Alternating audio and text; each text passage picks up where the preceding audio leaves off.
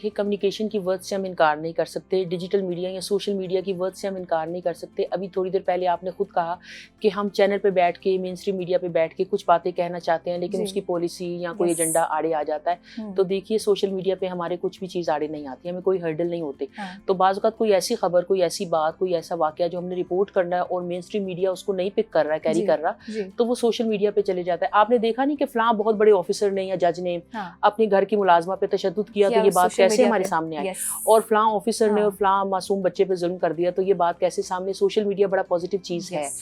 लेकिन दूसरी तरफ आप ये भी देखिए कि सोशल मीडिया के ज़रिए हम नेगेटिविटी भी बहुत ज़्यादा स्प्रेड कर रहे हैं। हम fake news, miss information, disinformation, बिल्कुल, हाँ। ऐसी चीज़ें, डेरोगेटरी रिमार्क्स, तो सोशल मीडिया पे कोई चेक एंड बैलेंस नहीं है, जो कि किसी न किसी हद तक होना भी चाहिए। लेकिन हाँ। इसके बावजूद मुझे लगता है कोई साइबर क्राइम के जो मामलात होते हैं, जी। इस तरह के डेरोगेटरी वाक़यात होते हैं, तो साइबर क्राइम विंग जो बना हुआ है वो कुछ अरसे से काफ़ी एक्टिव हुआ है। हाँ। और वो इस हवाले से कुछ एक्शन भी लेता है। लेकिन यू आर राइट कि जिस तरह का check and balance print media पे है, इलेक्ट्रॉनिक मीडिया पे है, उस तरह का डिजिटल मीडिया पे नहीं है। डिजिटल मीडिया पे होना चाहिए, चेक एंड बैलेंस कुछ ना कुछ, किसी न किसी हद तक होना चाहिए। होना चाहिए, बिल्कुल। अच्छा, सरकारी टीवी की बात कर लेते हैं। वो हमेशा क्यों एक ही साइड की बात करता है? क्योंकि वो सरकारी होता है। तो कोई भी सरकारी अफसर हो गया, सरकारी एम्प्लॉय हो गया, सरकारी प्लेटफॉर्म हो गया, वो सरकार की ही बात करेगा। और वैसे ये रिवायत दुनिया भर में है। पाकिस्तान में आप ये कह सकते हैं कि पीटीवी बहुत ज़्यादा प्रो गवर्नमेंट हो जाता है, लेकिन क्या बाकी दुनिया के जो चैनल आप देखते हैं, सरकारी टीवी, जो गवर्नमेंट के टीवी होते हैं, तो वो गवर्नमेंट का वर्जन ही पेश करते हैं। और आप इंडिया की एग्जाम्पल ले लें, अब इंडिया में देख लें कि हमारे तो बड़े बैलेंस्ड रहते हैं, वो तो 2 कदम आगे बढ़ के गाली गलौज की हद तक बातचीत करते हैं, और वो भी अपनी गवर्नमेंट के साथ खड़े होते हैं। तो मुझे लगता है दुनिया भर में ये रिवायत है कि सरकारी टीवी जो है वो सरकार की साइड लेगा, गवर्नमेंट का टीवी गवर्नमेंट की साइड लेगा। ये बिल्कुल ऐसी है, मुझे कहने दे माजरत के साथ, कि जो प्राइवेट टीवी चैनल होते हैं वो भी तो अपने मालिक की साइड लेते हैं। आप किसी प्राइवेट टीवी चैनल पे उस मालिक के खिलाफ खबर चला सकते हैं? नहीं चला सकते। तो सरकारी टीवी पे भी गवर्नमेंट के खिलाफ खबर नहीं चलती। ये थोड़ा सा, लेकिन यू आर राइट, जो सरकारी टीवी की सूरत हाल है वो बेहतर होनी चाहिए, रेडियो की सूरत हाल बेहतर होनी चाहिए, कंटेंट बेहतर आना चाहिए। ओके। अच्छा, पाकिस्तान में ज़्यादातर एक मेल डोमिनेंट सोसाइटी है। एक खातून के लिए आगे बढ़ना, इस फील्ड से निकलना, एक हैचरी में से निकल के उसने बड़ी बड़ी शार्क्स को फेस करना होता है। और स्पेशली जो लड़कियां सहाफ़त में हैं, जो आगे जर्नलिज्म पढ़ना चाहती हैं, उनके लिए आप क्या मैसेज देंगे? बिल्कुल ठीक कह रही है, पाकिस्तान में ख़वातीन के लिए हर्डल है भी। लेकिन मैं फिर यही कहूँगी कि यहीं पे रहते हुए और इसी मुआशरे में, इसी सोसाइटी में रहते हुए, इन्हीं हालात का सामना करते हुए बहुत सी ख़वातीन आगे गई हैं और अभी भी जा रही हैं। तो मैसेज सिर्फ ये है, एक चीज़ हम बाज़ औक़ात सुनते हैं कि ये बड़ा मेल डोमिनेटेड सोसाइटी है, जो कि टू सम एक्सटेंट है भी। और हमें ये कहा जाता है दफ्तरों में ख़वातीन को काम नहीं करने दिया जाता, इसमें भी कुछ ना कुछ फैक्ट है। लेकिन आप देखिए कि जो सीरियसली ख़वातीन काम कर रही हैं ना, संजीदगी के साथ, जो अपनी जेंडर की भी फेवर नहीं ले रही, भाई आपने काम करना है मीडिया में रहते हुए, तो फिर ये ना कहो कि मेरी फ़लाँ जगह ड्यूटी ना लगाएं और फ़लाँ मेरी टाइमिंग को रिलैक्सेशन मुझे दें क्योंकि मैं खातून हूँ। अगर आप इस तरह से काम करती हैं तो मुझे लगता है कि कोई बहुत ज़्यादा हर्डल नहीं होती। लेकिन वो जेंडर के हवाले से जो हर्डल्स हैं, जो पाकिस्तान में आपको महसूस हो रही हैं, वो ABCD कंट्रीज़ में भी आपको महसूस होती हैं। लेकिन मेरा मैसेज सिर्फ ये है कि जिन ख़वातीन ने मीडिया में रहते हुए काम करना है ना, वो फोकस करें अपने काम पे। मैं समझ ही नहीं सकती और मैं इस चीज़ को मान ही नहीं सकती कि जो ख़वातीन, फॉर इंस्टेंस अगर एक अच्छी एंकर है, उसका कंटेंट बहुत ज़्यादा स्ट्रॉन्ग है, मेरा नहीं ख्याल कि उसकी वर्थ कम हो जाएगी। लेकिन अगर उसका कंटेंट स्ट्रॉन्ग नहीं है और वो किताब नहीं पढ़ी, अखबार नहीं पढ़ी, पढ़ लिख नहीं रही और एंकर बनने बैठ गई है, फिर उसको किसी पे डिपेंडेंट होना पड़ेगा, फिर किसी की डांट भी सुननी पड़ेगी, फिर कुछ मसाइल भी होंगे। तो मुझे लगता है जब हम अपने काम को सिंसियरली और ऑनेस्टी के साथ करते हैं तो बहुत सारे जो मसाइल हैं वो हल हो जाते हैं। जी, एज ए वुमेन एकेडमिक और पॉलिसी कंट्रीब्यूटर, आपने कौन से चैलेंजेस फेस किए हैं? वैसे मेरे से जब भी ये सवाल किया जाता है तो मुझे सोचना पड़ता है कि मैंने क्या चैलेंजेस फेस किए। आप यकीन जानिए कि अपनी जेंडर की वजह से मुझे कभी बहुत ज़्यादा कोई मसला हुआ ही नहीं। मैंने मुख्तलिफ टीवी चैनल्स में काम किया, मैंने मुख्तलिफ यूनिवर्सिटीज़ में पढ़ाया और प्राइवेट सेक्टर में भी काम किया, गवर्नमेंट सेक्टर में भी काम किया। ऑनेस्टली आपको बता रही हूँ, मैंने 2-3 तरह के काम किए, यानी मैं मल्टीटास्किंग हमेशा करती रही। आप यकीन करें, अपनी जेंडर की वजह से मुझे कभी कोई मुश्किल पेश नहीं आई। इसकी एक रीज़न ये है कि मैंने शायद अपनी जेंडर के लिए, जेंडर की वजह से कभी फेवर लेने की कोशिश नहीं की। And I believed in work and hard work. और जब हम अपने काम पे फोकस करते हैं, मुझे नहीं लगता कि आपको किसी की फेवर की ज़रूरत रहती है। और आगे बढ़ने के लिए भी मुझे नहीं लगता आपको किसी पे डिपेंडेंट होना पड़ता है। तो मेरा ज़ाती एक्सपीरियंस इस हवाले से बहुत ही ज़्यादा पॉजिटिव रहा। अगरचे लोगों को ये सुन के हैरत होती है, लेकिन सच्ची बात यह कि मुझे अपनी जेंडर की वजह से और ख़ातून होने की वजह से कभी कोई मुश्किल पेश नहीं आई। मैम, हर साल बच्चे फिल्म और ब्रॉडकास्टिंग में डिग्रियां लेते हैं और फिर आगे आपको लगता है कि इतनी वैकेंसी होती है कि उनको जॉब आगे मिले? अच्छा मरीम, ये बहुत अच्छा क्वेश्चन है और बड़ा रेलिवेंट क्वेश्चन है। यानी आप कह ये रही हैं कि मैस कम्युनिकेशन की या जर्नलिज्म की या मीडिया स्टडीज़ की या डिजिटल मीडिया की या फिल्म स्टडीज़ की जो हम डिग्रीज देते हैं मुख्तलिफ यूनिवर्सिटीज़ में और कॉलेजेस में, और जब वो जॉब मार्केट में बच्चे आते हैं डिग्री लेके तो उसकी वर्थ क्या होती है? ये बड़ा रेलिवेंट क्वेश्चन इस वजह से भी है कि हमारे स्टूडेंट खुद ये सवाल करते हैं।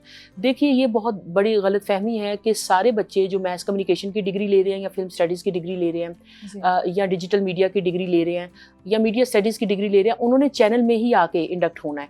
देखिए, चैनल के अलावा भी बहुत सारी जगह। अब तो एक चीज़ ये है कि आप मेन स्ट्रीम मीडिया को और मेन स्ट्रीम चैनल्स को, टीवी चैनल्स को भूल जाएं। डिजिटल मीडिया नहीं है, उस पर बहुत ज़्यादा स्कोप है और उस पर बहुत ज़्यादा स्पेस है और बहुत ज़्यादा पोटेंशियल है हमारे बच्चों में इस हवाले से भी। लेकिन आप देखें, सिर्फ चैनल की बात नहीं है।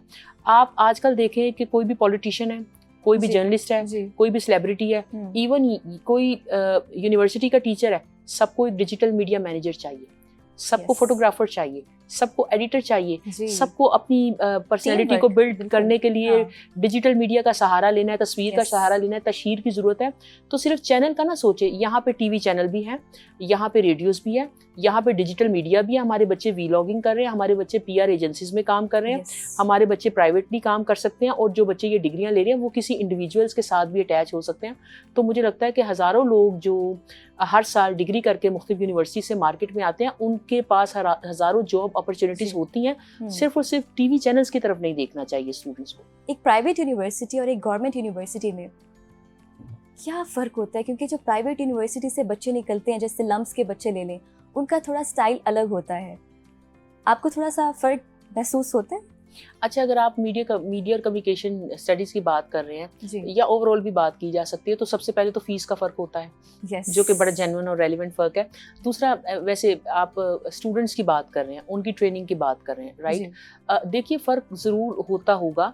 बाज़ वक़्त यूँ होता है कि जो बहुत सारे गवर्नमेंट यूनिवर्सिटीज़ हैं या कॉलेजेस हैं, वहाँ पे इंफ्रास्ट्रक्चर अवेलेबल नहीं होता। इसकी वजह ये होती है कि उन्होंने फ़ीस भी लिमिटेड देनी है, तो बाज़ वक़्त इंफ्रास्ट्रक्चर पे इन्वेस्ट करने के लिए उनके पास बहुत सारी इन्वेस्टमेंट नहीं होती। प्राइवेट सेक्टर को आप देखें कि आपसे जितनी फीस एक गवर्नमेंट सेक्टर 2 साल में लेता है, वो एक सेमेस्टर में आपसे ले लेते हैं, तो वो आपको कुछ इंफ्रास्ट्रक्चर प्रॉपर्ली प्रोवाइड कर देते हैं। लेकिन यकीन जानिए, मैं प्राइवेट सेक्टर में भी पढ़ाती रही हूँ और बहुत सारी यूनिवर्सिटीज़ में लेक्चरिंग में करती रही हूँ, कोई बहुत ज़्यादा फ़र्क नहीं होता। आप यकीन जानिए, फ़र्क जो होता है आपकी लर्निंग का होता है। एक अच्छा बच्चा जो है वो किसी, जैसे हम मिसाल नहीं पहले दिया करते थे, वो टाट पे बैठ के भी पढ़ेगा, टाट के स्कूल पे में भी तालीम हासिल करेगा तो वो आगे निकल जाएगा। और एक बच्चे को आप बड़े अच्छे गैजेट भी दे दो तो वो आगे नहीं निकलेगा। मेरा मतलब ये है कि आप ये देखिए कि हमारी लर्निंग का फ़र्क होता है। अच्छा, अगर आपने ये जज करना है ना कि सरकारी यूनिवर्सिटी वाले कहाँ पे खड़े हैं और प्राइवेट वाले, आप मीडिया ऑर्गेनाइजेशन में देखा करें कहाँ पे आपको काम होता नज़र आ रहा है। ज़्यादा बच्चे और ज़्यादा ह्यूमन रिसोर्स जो है वो कहाँ से आ रही है? आपको बहुत ज़्यादा ह्यूमन रिसोर्स जो है ना वो सरकारी कॉलेजेस यूनिवर्सिटीज़ की नज़र आएगी, खासतौर पर पंजाब यूनिवर्सिटी की। हम तो जब पंजाब यूनिवर्सिटी की, एक तो ओल्डेस्ट तो है, बिल्कुल ठीक है, लेकिन इसके बावजूद हम देखते हैं कि पंजाब यूनिवर्सिटी का जो डिपार्टमेंट है हमारा, उसका एक नाम है, उसकी एक हिस्ट्री है, और यहाँ से जो स्टूडेंट जाते हैं उन्होंने अच्छा भला लर्न किया होता है, अपने हालात में रहते हुए लर्न करते हैं, वो अच्छे लर्नर होते हैं, और हमारे बच्चे बड़ा अच्छा डिलीवर कर रहे हैं। और जैसे ही हमारे बच्चे यहाँ से डिग्री लेके निकलते हैं तो हमें कुछ अर्से बाद खबर मिलती है कि हमें वहाँ पे इंडक्ट कर लिया गया। तो मुझे नहीं लगता कि हम इसको प्राइवेट और गवर्नमेंट सेक्टर के तौर पे देखें। हर स्टूडेंट जो है उस पर डिपेंड करता है कि वो कितना अच्छा पढ़ रहा है और कितना अच्छा उसने आगे जाना है। बिल्कुल। वर्किंग वुमेन जो स्पेशली काम करती हैं, एक आप भी माँ हैं, आपके ट्विंस बच्चे हैं माशाल्लाह, उनके लिए कितना मुश्किल होता है एक इदारे में काम करना, और क्या चैलेंजेस फेस करने पड़ते हैं? गवर्नमेंट ने तो अब चीज़ें आसान कर दी हैं, आपको क्या लगता है? बिल्कुल ऐसा है। वो मुझे याद है, शादी से पहले मैं सुना करती थी कि जो वर्किंग मदर्स हैं ना वो सुपर वुमेन होती हैं। तो मुझे इस बात की समझ नहीं आती थी। कहा यह जाता था कि बच्चों के साथ काम करना बड़ा मुश्किल होता है, इनको मैनेज करना पड़ता है। लेकिन अब चूँकि मेरे अपने 2 ट्विन बच्चियाँ हैं, तो मैं ये देखती हूँ कि इनको मैनेज करना वाक़तन एक मुश्किल काम है वाक़तन। और मुझे याद है कि वो एक फिल्मी सा डायलॉग होता था कि बच्चे जो है ना वो पाँव की बेड़ियाँ होते हैं, है ना? फिल्मों में, ड्रामों में हम कोई ऐसी बातें सुना करते थे बड़ों के मुँह से। लेकिन अब मुझे समझ आती है कि पाँव की बेड़ियाँ या वो बंदिश की सेंस में इस तरह से इस्तेमाल किया जाता है जी। कि जब भी हमने कोई स्केड्यूल बनाना है, फॉर इंस्टेंस मैं अगर अपनी एग्जांपल दूं, मुझे कहीं भी जाना है, किसी भी चीज़ को स्केड्यूल करना है, कोई मीटिंग अटेंड करनी है, तो मुझे देखना पड़ता है कि मेरे बच्चे कैसे रहेंगे। मेरी एक बच्ची कहाँ रहेगी, दूसरी बच्ची कहाँ रहेगी, एक मेरे साथ जाएगी, दूसरी साथ नहीं जाएगी। बाज़ औकात कुछ ऐसी मीटिंग्स, वैसे नॉर्मली मैं अपनी बच्ची को अपने साथ रखती हूँ, कोई सीरियस मीटिंग है, एकेडमिक मीटिंग है, कोई भी एक्टिविटी है, लेकिन बाज़ औक़ात ऐसी जगह होती है जैसे हमें बच्चों को अपने साथ नहीं रखना होता, हमने कोई सीरियस वर्किंग करनी होती है, हाँ जी। तो वहाँ पे फिर मुझे मैनेज करना पड़ता है। तो मुझे लगता है हर माँ को जो बच्चे अपने देख रही होती है उसको मैनेज करना पड़ता है, अपने घर की रूटीन, अपने दफ्तर की रूटीन और अपने बच्चों को। फिर आप ये भी देखें कि हमें बच्चों की साइकी का भी ख्याल रखना है, उनकी हेल्थ का भी ख्याल रखना है, उनके बाकी मामलात का भी ख्याल रखना है, उनके साथ अच्छा टाइम भी स्पेंड करना है। तो ये मुझे लगता है डबल जॉब रिस्पॉन्सिबिलिटी हो जाती है उन खवातीन के लिए जिनके बच्चे हैं। पैमरा के नाम से मैम टीवी चैनल्स बहुत ज़्यादा डरते हैं। अक्सर ऐसा हुआ है आपके साथ कि आपने किसी को नोटिस भेजा हो और फिर उसी टाइम किसी की कॉल आ गई हो, किसी की रेफरेंस से, किसी की सिफारिश से? अच्छा मरीम, ऐसा है कि मैं तो तकरीबन 15 साल कंसेक्टिव काम करती रही इलेक्ट्रॉनिक मीडिया में, मुख्तलिफ टीवी चैनल्स में। तो यकीनन हमारे दर्जनों नहीं सैकड़ों कलीग्स होते हैं और ये बड़ी मुश्किल वैसे पोजीशन है और मैं बाज़ वक़्त बड़ी मुश्किल में पड़ जाती हूँ कि अगर मैं एक मीटिंग को प्रेज़ाइड कर रही हूँ और हमारे सामने कोई पुराना कलीग बैठ गया हुआ तो बड़ी मुश्किल होती है, लेकिन हमें बैलेंस करना पड़ता है और यकीनन अपनी जॉब रिस्पॉन्सिबिलिटी को देखते हुए उसके अकॉर्डिंग फैसला करना पड़ता है रूल के मुताबिक। और यकीनन मैं एक इंडिविजुअल तो नहीं होती, पूरी टीम होती है और पूरी काउंसिल होती है जो बैठ के रूल के मुताबिक, कानून के मुताबिक फैसला कर रही होती है। लेकिन आप ठीक कह रही हैं, अक्सर ऐसा होता है कि कोई कंप्लेंट आई और मुझे कॉल आ जाती है, तो मुझे चूँकि पता चल जाता है कि ये किसकी कॉल आ रही है, तो आमतौर पे उन दिनों में मैं कॉल फिर अटेंड नहीं करती। और अगर किसी की रिस्पेक्ट रिगार्ड में कॉल अटेंड करना पड़े तो फिर मुझे माजरत करके बताना पड़ता है कि देखिए जी, मैं तो इस हवाले से बिल्कुल ही बेबस हूँ, क्योंकि हम बैठे हुए वहाँ पे कानून की इम्प्लीमेंटेशन करवा रहे होते हैं। तो बस कुछ इस तरह से ही होता है, लेकिन जो भी आता है वो हमारे लिए बड़ा काबिल एहतराम होता है। बाज़ बल्कि ज़्यादातर ऐसा होता है कि हमारे कलीग आ रहे होते हैं, तो मैं वाक़तन एक मुश्किल सिचुएशन में होती हूँ। सिफारिश कभी-कभी काम आ जाती है? मेरा नहीं ख्याल कि बहुत ज़्यादा, लेकिन बस हम प्यार मोहब्बत से सबसे बात कर लेते हैं। और वैसे आपने क्वेश्चन किया कि पैमरा के नाम से चैनल डरते हैं, कुछ ऐसा नहीं होता। पैमरा के लोगों का बड़ा अच्छा चैनल से ताल्लुक भी होता है और बाज़ वक़्त ऐसा होता है कि कोई कंप्लेंट आई और वो कहते हैं जी हम बड़े माज़रत खाएं, आइंदा ये वाली गलती नहीं होगी, तो हम कहते हैं ठीक है, माज़रत होगी, बात ख़त्म हो गई। तो कोई ऐसा अच्छी बात नहीं है। चैनल का और पैमरा का बहुत अच्छा शुरू से रिलेशनशिप रहा है।